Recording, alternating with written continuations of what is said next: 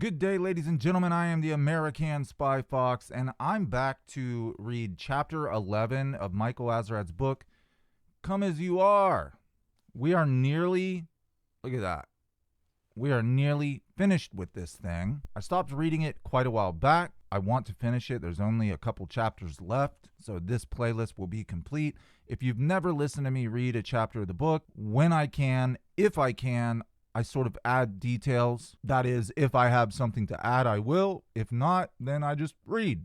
Maybe something you'd like to listen to on your way to work, or while you're working out, or walking the dog, or whatever. Without further ado, Chapter 11. Kurt and Courtney had done heroin together in Amsterdam for 2 days around Thanksgiving of 1991. It was my idea, says Kurt. I was the one that instigated it, but I didn't really know how to get it, so Courtney was the one who would be able to somehow get it. She would be the one who would take me to the place where we might have a chance of being able to find it. We only did it twice on the whole tour. They found a guy on the street who took them to the city's infamous red light district where they scored. Later, they did some more in London. Imagine that. Courtney Love knows that she can score dope in the red light district. She feels very comfortable going to the red light district. Wonder why. Kurt's stomach pain had been driving him insane on the European tour, making him chronically irritable and antisocial. A lot of the hatred would surface because I was in such a fucked up mental state, Kurt says. I was so angry with my body that I couldn't deal with anyone socially. I was just totally neurotic because I was in pain all the time. People had no idea I was in pain, and I couldn't complain about it 24 hours a day, so he simply chose his poison. I just decided I wanted to have a life, he says. In early December, when Kurt returned to Seattle after the tour and Courtney was still in Europe with Hull, he began hanging out with a recovering addict. He soon sweet-talked her into getting him heroin. At first, she'd cop for him only when she felt like it, but soon she was getting heroin for him every day. Soon, Kurt and his supplier got a scare. I didn't OD, he maintains. She thought that I was ODing, and so she started giving me mouth-to-mouth, but I had just stood up too fast and fell down. She was giving me mouth-to-mouth and said I was turning blue, but I wasn't out for very long at all, maybe half a minute. It was just kind of scary to her. She over-exaggerated it. Kurt eventually met the dealer and scored on his own. I was determined to get a habit, he says. I wanted to. It was my choice. This is the only thing that's saving me from blowing my head off right now. I've been to 10 doctors and nothing they can do about it. I've got to do something to stop this pain. He also admits there was the simple pleasure of getting high, but that wasn't the point. It started with 3 days in a row of doing heroin and I don't have a stomach pain, he says. That was such a relief. I decided, fuck, I'm going to do this for a whole year. I'll eventually stop. I can't do it forever because I'll fucking die. So he just said, I can't do heroin forever because I'll fucking die. Which is him essentially saying, I don't want to die. I'd like to be able to do heroin because it keeps my stomach pain away. But I know if I do it for too long, it'll kill me. And I don't want that. I don't regret it at all because it was such a relief from not having stomach pain every day. My mental state just went totally up. I healed myself, except for a long and profound relapse when he detoxed. The mysterious stomach pain has largely disappeared. Did Azerrad not know that he was on MTV saying he was prescribed medication that helped? It was probably 2 weeks or so, but Kurt has little idea how long he was in Seattle or where he stayed before going down to LA. God, I don't even know, he says. I wasn't there for very long. Jesus, where did I sleep? When Courtney came home to Los Angeles from her tour with Hull later in December, Kurt called and said, let's live together. They briefly lived in an apartment Courtney shared with Hull guitarist Eric Erlandson and another friend until it was made apparent that they weren't welcome because of their drug use. This is the point in time where Eric Erlandson is filming Kurt and Courtney shows Eric her tits. Now, I understand this is a different lifestyle. They're all friends with each other. They're young. They party. I get it. But in such a private moment, alone, like, it's just, the whole thing is weird to me. It's kind of weird to me. And it shows that Courtney doesn't respect him at all. I don't think Kurt took Courtney as serious as she would like us to believe. So apparently Eric and whoever else was living in the apartment are like, hey, you guys are doing too much heroin, you gotta bounce. They bounced from hotel to hotel, doing what Courtney calls bad Mexican LA heroin. Kurt would do the lion's share of the drugs. Courtney never quite got the hang of injecting drugs, so Kurt would often shoot her up whenever she'd beg me hard enough. She already had a dark little scar on the inside of her elbow from when other people had botched injections. That's funny because at one point, Courtney said she had to shoot Kurt up for the first time because he didn't even know how to do it. Here we are with a totally different story. What were those weeks like? It's only a little over a year later. I just remember us both being total slobs. Heroin is a very addictive drug. It feels very relaxing, very comfortable. At low doses, it can make even the shyest user very social. High doses produce the phenomenon of nodding out, when the user seems to fall asleep, even in mid-sentence. The high can last for 10 hours, but the more you do, the less it lasts. It's a very insidious drug.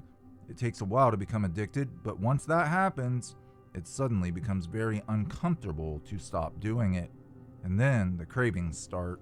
After a while, it becomes very hard to think clearly and to monitor and control the emotions, and often the user isn't even aware that this is happening. Just after Christmas, the band set off on a brief tour with Pearl Jam and the Red Hot Chili Peppers, who headlined. No one was happy about Nirvana playing second fiddle to the Peppers, but they had already committed to it during the chaos of the American tour. At any rate, Nirvana stole the show. For one thing, their album was number 6 with a bullet, and they had outstanding material, songs like Lithium, Teen Spirit, and In Bloom. The best the Chili Peppers could muster was a cover of Stevie Wonder's Higher Ground. Pearl Jam was getting its act together. The Chili Peppers tour is when Chris finally admitted to himself that Kurt was heavily into heroin. He looked like shit, Chris says. He looked like a ghoul. Chris knew he couldn't do anything about it. I just figured it's his fucking trip. It's his life. He can do whatever he wants, he says. You can't change anybody or preach some kind of morals or anything. What am I going to do? Nothing. So I just do my own thing. Everyone assumed that Courtney had gotten Kurt to do heroin. Everybody was blaming her, says Shelley. Shelley is Chris' wife at this time. She was the big scapegoat. If he wouldn't have hooked up with her, he would have hooked up with somebody else and done heroin with them. That's just the fact of the matter. It was easy to blame her at first, and looking back, that's what everybody did. They still do it, just because she's loud and outspoken and has her own point of view. Blaming Courtney fit into the convenient stereotype of the dominating bitch and the henpecked wimp. For one thing, it's nearly inconceivable that someone could simply talk someone else into doing heroin. People who do heroin want to do it, and the fact is, Kurt had been doing heroin off and on for years by then. Courtney hadn't done it in 3 years. It's such a fucking typical sexist, stupid thing to say. So classic, Kurt says. Man, when I get off the European tour, I went out of my way to get drugs every fucking day, on my own. Chris was also struggling with his own demons. After a New Year's Eve show at the Cow Palace in San Francisco, he drunkenly hit his head on a low-slung heater element in a backstage passageway. He resolved to go on the wagon for as long as he could. Within my Facebook group, the United States of Kurt Cobain, someone just posted a rant that Courtney did about this period of time. The Cow Palace, the Chili Peppers tour, and Courtney was basically claiming that Nirvana wanted to kick the Peppers off their own tour that they were paying for, that they were headlining, and Courtney, the hero, talked Kurt and Chris and Dave out of kicking the Chili Peppers off their own tour. That's just nonsense. The tour was headlined by the Chili Peppers, meaning it was mainly financed by their management. They would have had no authority to kick the Chili Peppers off the tour. They could have quit and not supported their act, but that would have been a jerk thing to do, a really egotistical rock star thing to do. Well, if I'm not the big headlining act, then I taking my ball and going home. Kurt Cobain wasn't going to do that, and Courtney Love knows it. One other thing I'll add to this, again, when a man falls in love with a woman, he'll pretty much do whatever she asks him to do.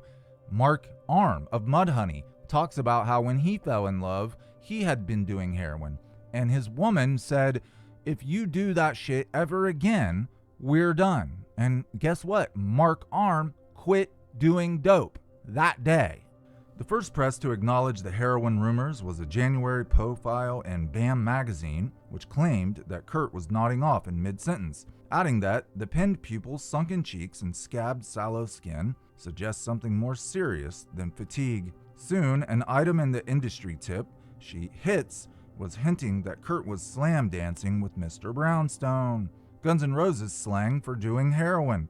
The tidbit ran in a column written by Lon Friend, the Rip magazine editor that Kurt had snubbed not so long before. By the end, it started to really suck, because I started to get really paranoid because there were these things being written about me being a heroin addict, Kurt says. I just started getting paranoid that cops were going to bust into our house, or I'd get pulled over and they'd recognize me, find my track marks, and take me to jail. The biggest fear was detoxing cold turkey. I knew I'd probably die if that happened, because the cops wouldn't give a fuck. They wouldn't put me in a hospital, they'd just let me go cold turkey and I'd die in jail. So that was kind of scary. In the morning, I'd drive real cautiously to the drug dealer's house. So here's Kurt Cobain, once again saying that he's afraid of death. He's afraid that if he gets caught and thrown in jail, that the withdrawal would kill him. Now, we know that heroin withdrawal cannot kill you. The only withdrawal that can kill you is barbiturate withdrawal and alcohol withdrawal. Okay? Your brain can swell, you can have seizures. Opiate withdrawal, you might feel like you're dying, but you're not going to die. A lot of people around them struggled to understand why Kurt and Courtney were doing this to themselves. It's like this, says Courtney. Hey, you know what? I just sold 1 million fucking records and I got $1 million and I'm going to share it with you and let's get high. Heroin still held an allure as a staple of rock culture. That's the drug that makes you sleepy and happy, says Courtney. That's the drug you do if you're in a fucking 4-star hotel and you can order all the goddamn room service that you want and you can just lay in bed and drool all over yourself because you've got $1 million in the bank. That's the drug you want to do if you want to be a kid forever. So, we hear Courtney describing heroin like it's the best thing on earth. What do you think she was saying to Kurt Cobain? Hey man, you sold 1 million records. You never have to work again. Let's get in a 4-star hotel and act like kids. But no, she never influenced him. Of course not. The seductive combination of being head over heels in love and basking in the warm, embryonic comfort of heroin, away from the strains and responsibilities of being an internationally recognized rock star, must have been overpowering. It was a love thing, Courtney says. It was a drug love thing. I met this person that's perfect for me. I'm in love, even though it's not my $1 million. So what? Whatever. He's saying you can have it. So whatever. I'll just have his $1 million and let's do some drugs. That's what it was about. Wow! And she wonders why people blame her. If one of the reasons Kurt did heroin was in a misguided attempt to cope with his fame, perhaps Courtney used heroin to deal with Kurt's fame as well. And this isn't the author's words, I'm adding it. Because Kurt's fame, in Courtney's head, was also Courtney's fame. So there was an element of just wanting to get high. There might have been in her eyes, Kurt says, who still maintains that he basically did heroin for its healing properties. They went up to Seattle for a while, then spent a week in San Francisco, oblivious to the fact that Kurt's band was the hottest, most talked about group on the planet. In the midst of all this, the unthinkable happened. Nevermind hit #1 on the Billboard album charts the week of January 11th, 1992, topping U2, Guns N' Roses, and Garth Brooks, and even pushing Michael Jackson off the top spot. Besides hitting #1 in the United States, Nevermind also topped the charts in Belgium, France, Ireland, Israel, Spain, Sweden, and Canada, and went top 3 in virtually every other major market in the world, except for Italy, Japan, and oddly enough, the UK, although it did stay in the British top 25 for months. Meanwhile, the band was being wooed by Guns N' Roses and Metallica to appear on their joint U.S. tour that summer. Despite some very high-level pressure, Kurt and the band refused. They'd never be caught dead playing with Guns N' Roses. Then the band went to New York to tape a live set for MTV and to play Saturday Night Live on January 11th. When the car that had turned up at their hotel in Seattle turned out to be a limousine, Kurt and Courtney sent it back and asked for a more modest car. There were no smaller cars available, so the livery company sent another limousine. When all was said and done, Kurt and Courtney missed their flight. By then, Kurt and Courtney had been doing heroin long enough to begin to get addicted. I remember walking into their hotel room for the first time really realizing that these two are fucked up, says Dave. They were just nodding out in bed, just wasted. It was disgusting and gross. It doesn't make me angry at them. It makes me angry that they would be so pathetic as to do something like that. I think it's pathetic for anyone to do something to make themselves that functionless and a drooling fucking baby. It's like, hey, let's do a drug that knocks us out and makes us look stupid. It's stupid and gross and pathetic for anyone to take it to that point. I went up to his room and Kurt came to the door in his underwear, and Courtney, all I saw was a little piece of hair sticking out from underneath the covers, says Wendy. There was like 5 deli trays, room carts with old food. And I said, Kurt, why don't you get a maid in here? And Courtney says he can't. They steal his underwear. Wow, what a weird fucking thing to say to your mother-in-law, future mother-in-law. Although Kurt had been doing heroin for over a month, even his closest associates hadn't noticed until now. I didn't realize that he was getting fucked up until Saturday Night Live, just because I'm stupid and I just couldn't pick out something like that, Dave admits.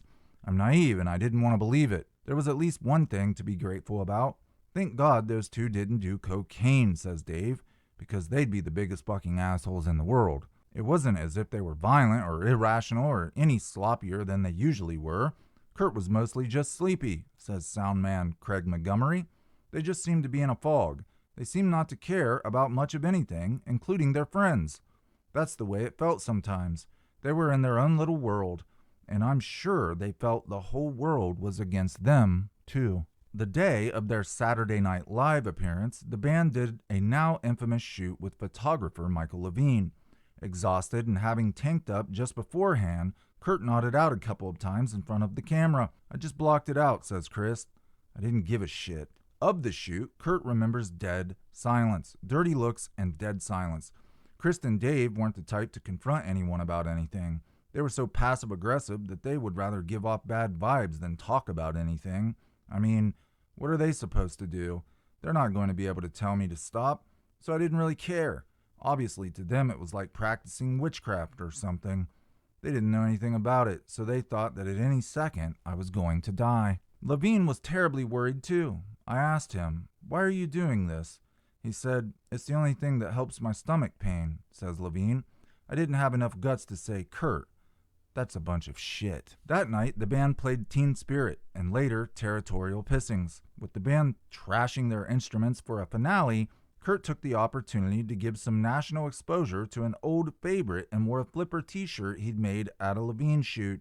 During the closing credits, Chris kissed both Kurt and Dave flat on the mouth, just to annoy the homophobic rednecks back home and all the other homophobes in their vast new audience. With 25 million people looking on, there was a lot of shock. The next day, Kurt and Courtney did another shoot with Michael Levine for a cover story in Sassy Magazine, the monthly Bible of hip teen girls and certain vampiric adults. They were totally in love, says Levine. You couldn't separate them. They are in love. It's not like this fake thing. They have a genuine chemistry toward each other. The April issue of Sassy put a kissing Kurt and Courtney on the cover. Ain't love grand, read the cover line. Without seeming to know quite what she was saying, writer Christina Kelly observed, "It's looking very Sid and Nancy." Kurt brought a friend along on their trip to New York who would go out and score for them and then bring the heroin back to the hotel. Kurt gradually realized that the friend was a junkie too and was ripping them off. So once, he went down to Manhattan's notorious Alphabet City himself and bought some heroin on the street, while Courtney waited in a nearby Indian restaurant. People just wait in a line, Kurt says. Lawyers, business people in three-piece suits, junkies, lowlifes, all different kinds of people. Meanwhile, his hopes raised. Don Cobain had been trying to contact Kurt again ever since Kurt called him just before recording Nevermind. I don't know how many million times I've tried to get a hold of him, says Don. I called Geffen Records and Gold Mountain Management in Los Angeles. I called Sub Pop Records. I sent telegrams to Saturday Night Live. I sent letters to him and all the places where he'd been. Tried to get a hold of him through his mom, but he never heard back. The rock and roll trail is littered with heroin fatalities. Sid Vicious, Tim Buckley, Janis Joplin, Andrew Wood of Mother Love Bone, the Red Hot Chili Peppers, Hillel Slavic, and more recently, Stephanie Sargent of the Seattle band 7 Year Bitch, who OD'd in 1992. Those people did every drug in the book, all at once, Kurt scoffs. They'd get drunk, and then they'd get high, and then they'd die. I never drank. I learned that from junkies. You just don't mix alcohol and heroin at all or you'll die. Here's Kurt once again saying he's afraid of death, saying he's purposefully doing things to avoid the possibility of dying. It cuts down on respiratory twice as much. You pass out when you're drunk and you wake up and get high, and there's no way you're going to survive that. Everyone I know of who's OD'd has gotten drunk, and it's been late at night too. We went through a lot of blankets because you keep dropping your cigarette. It's pretty gross, Courtney says. I threw all those blankets out. A blanket acneed with cigarette burns. Every morning, Kurt would drive to the home of one of their 2 drug dealers. To them, Kurt was just another customer. They didn't care if I was a rock star or not, says Kurt. They dealt to rock stars before. Kurt doesn't know how much he was doing in grams, but he knows he had a $100 a day habit. Courtney had a very mild habit. When I gave her drugs, I would do this much, Kurt says, indicating a large amount, and I would give her that much, indicating a very small amount. I was real selfish, he admits. She probably had a $20 habit, if that. It was more psychological than it was physical. Kurt says he never OD'd, although he did once get a case of cotton fever, which happens when a stray strand of cotton gets into the needle and is then injected into the vein, producing an extremely high fever and an excruciating headache. Kurt went to the hospital and was given Benadryl, an over-the-counter antihistamine, which cured him. The rumor was that he had overdosed. They grew paranoid. In the middle of the night, Courtney would think she heard an intruder, and Kurt would take out the handgun that Dylan Carlson had given him and check it out. No one was ever there. That sounds more like a speed habit, like a meth habit, being paranoid. But, I've never been a heroin addict, so I guess I can't speak on it. I'm not against guns at all, Kurt says. I own one. I believe in them for protection. I'm not as much of a hippie as some people would want me to be. I could blow somebody away easily, no problem. If I had to protect myself or my family, I actually kind of like them now. I'm thinking about buying another gun. Still, most people wouldn't have figured Kurt, and I swear that I don't have a gun, Cobain, to be the proud owner of a firearm. I wouldn't either, Kurt says. They're absolute evil things. I shot a gun with Dylan about a year ago. We went down to Aberdeen and went out in the woods and shot this gun, and it was just such a reminder of how brutal they are, how much damage they can do to a person. It's a necessary thing. It's a defense weapon. Looming ahead was a tour that went from California to Oregon to Australia, New Zealand, Japan, and Hawaii that was scheduled to kick off on January 24th. And as we all know, when it ended in Hawaii, Kurt and Courtney spontaneously get married. I'm going to stop right there because this is a very long chapter. So I'm going to break it into 2 different sections. I will continue recording and put the other half out very quickly. And I'm letting you guys know I have videos in the pipeline, some of which I'm just not happy with. Like, I feel like they're missing something or I could do better on them. But as far as this chapter goes, I'm going to put that out quickly. As well, I have another biographical video on the bassist of Soundgarden, Ben Shepherd, which is just about finished. So, also, in case you're wondering, I am sort of building this new space where I can have a podcast. My friend Seth is more than likely going to be my sidekick because he's somebody who can actually be in the same room with me. I have put him up to the task of research, keeping up on Dave Grohl, everything that's going on with Dave Grohl. If any new information comes out, he's looking for it so we can get it to you guys as quickly as possible and have stuff to talk about. Any questions, whatever, you can either leave them in the comments or Patreon has a way that you can private message me. Thanks a lot. I'll see you in the next one. Bye. Bye.